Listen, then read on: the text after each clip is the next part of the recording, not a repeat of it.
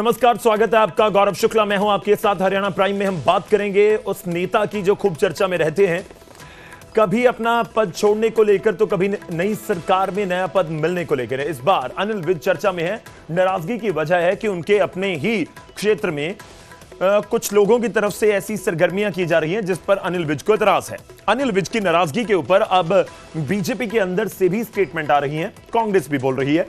कांग्रेस क्या कह रही है मैं वो आपको बताऊंगा, लेकिन पहले बात बीजेपी की।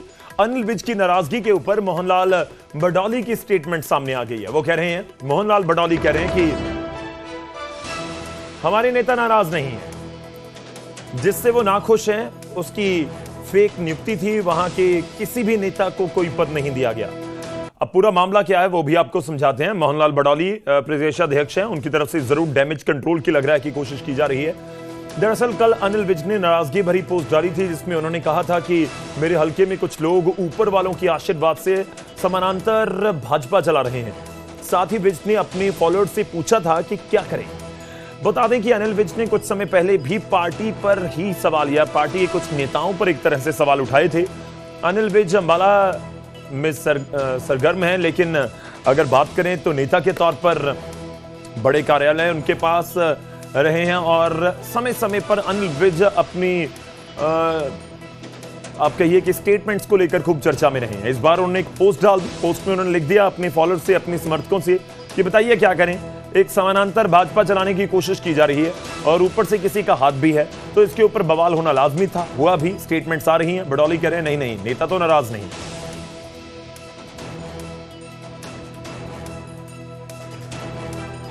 वरिष्ठ नेता है, वो कुछ भी डाल सकते हैं। और एक अभी अंबाला से ही एक कार्यकर्ता का नाम चला कि वो नेशनल स्पोर्ट्स स्पोक पर्सन बनाया है, और वो कार्यकर्ता भी किसी ने नहीं बनाया, वो फेक उसका नाम चला।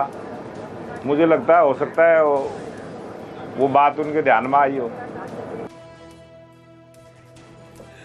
तो ये बवाल तो आप देख रहे हैं कि बयानबाजी जरूर चल रही है। वहीं अनिल विज के बयान पर खेल मंत्री गौरव गौतम की भी स्टेटमेंट सामने आई। उन्होंने कहा कि अनिल विज पार्टी के वरिष्ठ नेता हैं, मैं अनिल विज पर कुछ नहीं बोलूंगा। गौरव गौतम कहीं ना कहीं बचकर निकलने की कोशिश में नजर आए।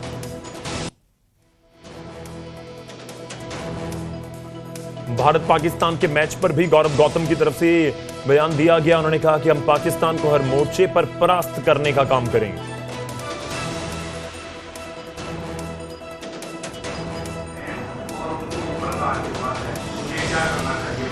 ये पार्टी का विषय है और बड़े नेता है, मैं इस पे ज्यादा कुछ नहीं बोलूँगा। मैं तो आज इस युवाओं के लिए, मैं हूँ युवा के लिए ज्यादा तो पैदल पार्टी चला रहे हैं और उनको ऊपर का आशीर्वाद है, मुझे क्या करना चाहिए बताओ। ये पार्टी का विषय है और बड़े नेता है, मैं इस पे ज्यादा कुछ नहीं बोलूँगा। मैं तो आज इस युवाओं के लिए, मैं हूँ युवा के लिए ज्यादा।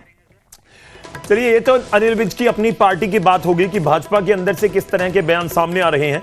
कुछ बोल रहे हैं, कुछ बोलने से बच रहे हैं। इस बीच कांग्रेस के पास मौका है कि विज के जरिए बीजेपी को घेरा जाए। अनिल विज की नाराजगी के ऊपर कांग्रेस के नेता चौधरी ब्रिजेंद्र सिंह उन्होंने बयान दिया। उन्होंने कहा कि अनिल विज बीजेपी की सच्चाई को बयां कर रहे हैं। विज को मार्गदर्शक मंडली में बीजेपी शामिल करना चाहती है। फिर सवाल यह भी था कि अगर विज नाराज हैं, नाराजगी क्या दूसरी पार्टी मतलब कांग्रेस के वेलकम कीजिएगा। तो इसके ऊपर भी ब्रिजेंद्र सिंह ने स्टेटमेंट दी कि अनिल विज जैसे नेता के लिए जगह नहीं है। जल्द होगा सीएलपी और प्रदेश अध्यक्ष के नाम का ऐलान।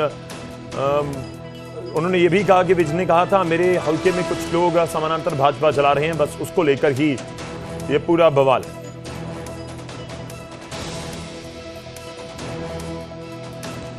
बगावती सुरनी शायद वो बीजेपी की सच्चाई बीच बीच में बयान कर देते हैं, क्योंकि बीजेपी का एक ऐसा माहौल बनाया हुआ है कि बीजेपी बड़ी डिसिप्लिन्ड पार्टी है और बीजेपी के अंदर मतभेद नहीं होते और लीडरशिप से यदि कोई आदेश आता है तो सबको मान्य होता है। लेकिन बीजेपी भी अब एक स्थापित पॉलिटिकल पार्टी है जिसको शासन में बहुत टाइम हो गया। तो ये सारी विसंगतियां जो हैं और ये सारी विकृतियां जो हैं ये उनकी पार्टी में स्वाभाविक तौर पे आएंगी।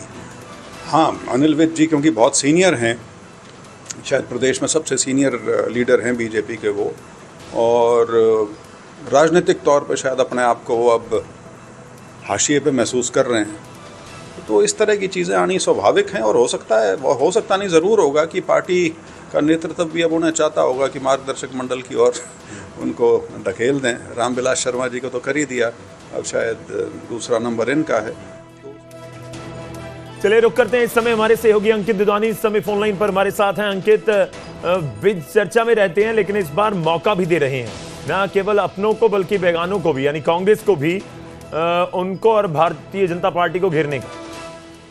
बिल्कुल, जिस तरह से अनिल विज लगातार अपनी बात बेबाकी से रखते हैं, तो अब की बार भी उन्होंने अपनी बात रखी है और उन्होंने साफ तौर पर ये कहा है कि जो कुछ लोग ऐसे हैं जो समानांतर पार्टी चला रहे हैं और उससे पार्टी को नुकसान हो रहा है। साथ के साथ ये भी बात कही है और ये भी कहा है कि कुछ बड़े लोगों का वर्दस्त, वो सिर पर हाथ उनके है, तो और इस ऐसे में मैं क्या करूं, जो वर्कर्स हैं उनसे राय भी मांगी है। तो इसमें कई सवाल उठते हैं क्योंकि पीछे एक जो इनके वर्कर थे, आशीष तायल, बीजेपी के अंदर थे, उनको पार्टी ने सस्पेंड कर दिया था और सस्पेंड करने के बाद भी अभी भी वो कहीं ना कहीं बीजेपी के कार्यक्रमों में या बड़े नेताओं के साथ वो नजर आते हैं। तो ऐसे में अनिल विज एक बार फिर से सवाल उठा रहे हैं और यही कारण लगता है कि उन्होंने इतनी बड़ी बात कही है कि ऐसे में मैं क्या करूं। तो उन्होंने कार्यकर्ताओं से जवाब भी मांगा है। तो अब कि पार्टी, क्योंकि सार्वजनिक मंच पर ये बात कही गई है, एक ट्वीट के माध्यम से, एक्स पोस्ट के माध्यम से बात कही गई है, तो कहीं जहां विरोधियों को निशाना साधने का मौका मिला है वहीं पार्टी के अंदर भी खलबली है। अब पार्टी ने जिस तरह से पहले नोटिस थमाया था, क्योंकि मोहनलाल बडोली जो कि पार्टी के प्रधान थे, उनके खिलाफ उन्होंने बात कही थी और कहा था कि ऐसे अगर किसी आरोप पार्टी के प्रधान पर लगते हैं तो उन्हें तुरंत इस्तीफा दे देना चाहिए, क्योंकि महिलाओं की भी मीटिंग वो लेते हैं। तो ऐसा बड़ा कहीं ना कहीं एक निशाना साधा था।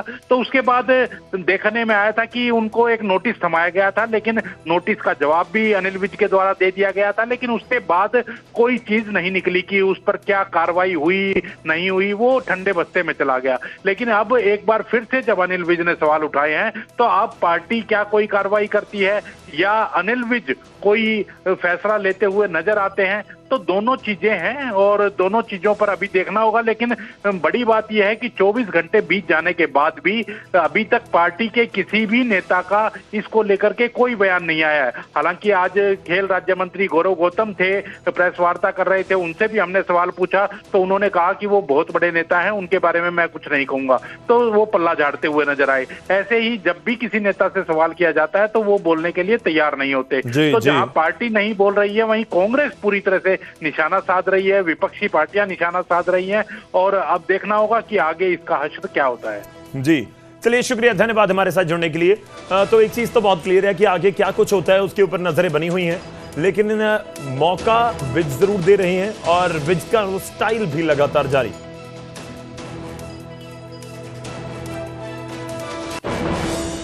चलिए आगे बढ़ते हैं, अगली खबर का रुख होगा। चंडीगढ़ में मुख्यमंत्री नायब सैनी की अहम बैठक जारी है। शहरी स्थानीय निकाय लोक निर्माण विभाग के साथ बैठक, जहां HSVP और HSIIDC विभाग की बैठक में मौजूद है मुख्यमंत्री और बैठक में विभागों के कार्य की समीक्षा की जा रही है। बारिश के बाद जो हालात हैं प्रदेश में उसको लेकर यह समीक्षा बैठक बुलाई।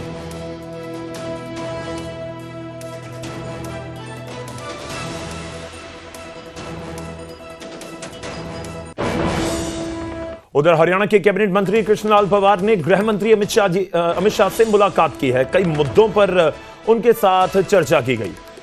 तो ये कुछ तस्वीरें भी आई हैं। कृष्णलाल पंवार देश के गृह मंत्री, बीजेपी का एक बड़ा नाम है, अमित शाह उनसे मुलाकात करने के लिए पहुंचे हुए थे। जो जानकारी है कि कई अहम मुद्दों के ऊपर चर्चा हुई है और खासतौर पर जिस तरह से प्रदेश में बाढ़ या कहिए कि पानी की स्थिति पिछले कुछ दिनों में बनी है, बरसात हुई पूरे उत्तर भारत में, हरियाणा में भी उस तरीके से बरसात हुई और गृह मंत्री से कृष्णलाल पंवार की तरफ से मुलाकात की गई है। जो जानकारी है, हालांकि ऑफिशियल तौर पर कोई स्टेटमेंट नहीं दी गई, लेकिन ये जानकारी जरूर है कि प्रदेश के कई अहम मुद्दों को लेकर और जो संगठन है उसके भी कई मुद्दों को लेकर गृह मंत्री से कृष्णलाल पंवार ने बातचीत जरूर की।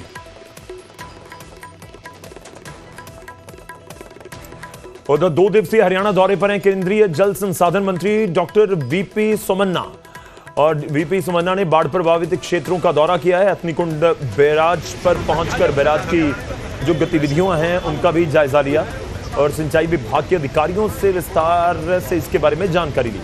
इस दौरान उन्होंने बैराज पर भविष्य में बनाए जाने वाले डैम प्रोजेक्ट के बारे में भी चर्चा की। केंद्रीय मंत्री ने प्रभावित लोगों और किसानों से बात की, उनकी मुश्किलें सुनी, क्या कुछ नुकसान हुआ है उसको लेकर बात हुई और किसानों को आश्वासन दिया कि हरियाणा और केंद्र की भाजपा सरकार इस दुख की घड़ी में किसानों के साथ है और जिन भी किसानों का नुकसान हुआ है उनको उचित मुआवजा जरूर मिलेगा।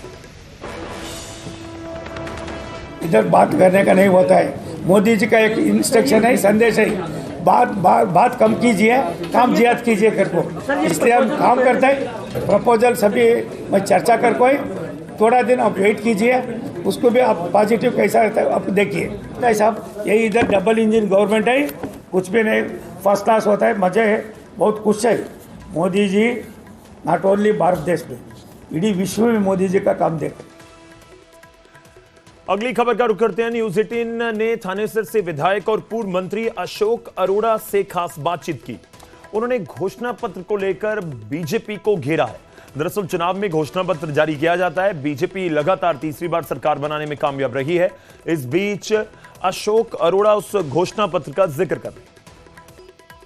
जिस तरह से सरकार अब 6000 राशन के डिपो देने जा रही है और खाद्य एवं आपूर्ति मंत्री ने बैठक की और बैठक के बाद फैसला किया कि 6000 राशन के डिपो दिए जाएंगे, जिसमें 2000 महिलाओं को दिए जाएंगे, आरक्षित किए गए हैं। कैसे देखते हैं आप इस फैसले को? राशन के डिपो तो पहले भी चल रहे हैं और उसमें आरक्षण महिलाओं की देने की बात करते हैं और महिलाओं का सम्मान करते ही नहीं। आज अपराध महिलाओं में इतना बढ़ रहा है, पूरे हरियाणा प्रदेश में, देश के अंदर सबसे ज्यादा महिलाओं के अगर अपराध होते हैं तो हरियाणा प्रदेश में होते हैं। सबसे ज्यादा जरूरी है महिलाओं की सुरक्षा की। अच्छी बात है, दें हमें उसको। एक जिस तरह से बीपीएल के जो कार्ड थे वो आप लोगों ने भी आरोप लगाया कि इलेक्शन के टाइम बना दिए गए, अब काट दिए गए।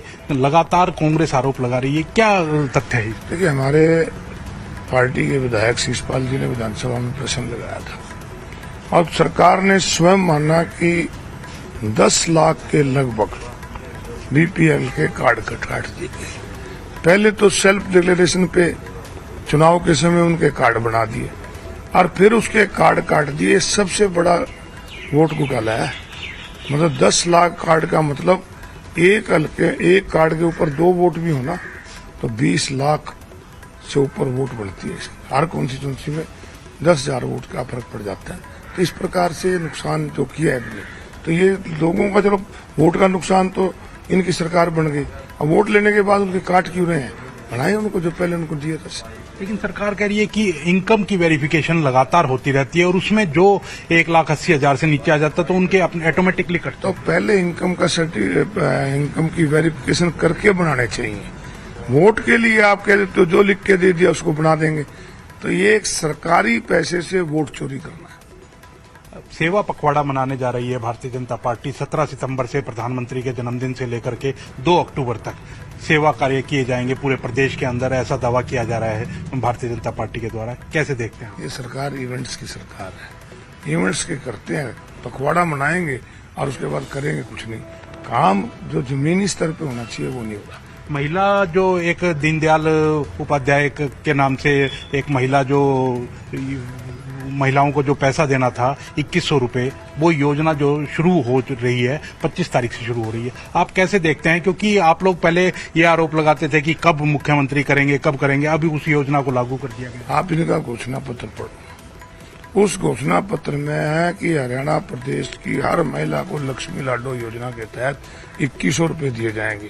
वहाँ कहीं ये नहीं लिखा हुआ कि 1 लाख की आमदन होगी, 1,80,000 की आमदन होगी, 2 लाख।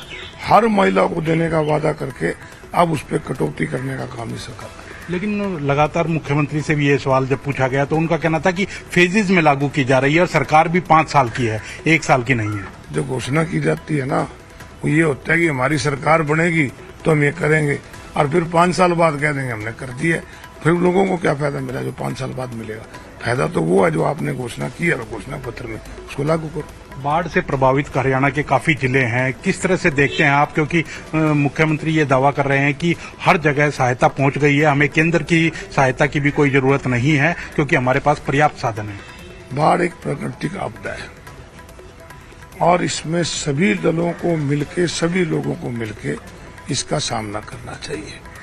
बाढ़ से जहां हरियाणा प्रदेश में नुकसान हुआ, पंजाब में भी हुआ, हिमाचल में भी हुआ, और हरियाणा प्रदेश के मुख्यमंत्री ने स्वयं आपके सामने माना है कि जो क्षति पूर्ति पोर्टल है उस पे लगभग 15 लाख एकड़ फसल का किसानों ने पोर्टल पे अपना रजिस्ट्रेशन कराया है। हरियाणा प्रदेश के अंदर 15 लाख से ऊपर एकड़ फसल खराब हुई है। मैंने कई जगह जाके देखा है कि वहां पर कई जगह तो अगली फसल भी नहीं होगी। अब न केवल खेत में फसल का नुकसान है, उस खेत में जो बोर लगा हुआ, ट्यूबवेल लगा है, उसका भी नुकसान है। तो सरकार को तुरंत उनको मुआवजा देना चाहिए। मैं इस पे राजनीति जो कहते हैं कि हमें पैसे की जरूरत नहीं है, जरूरत है तो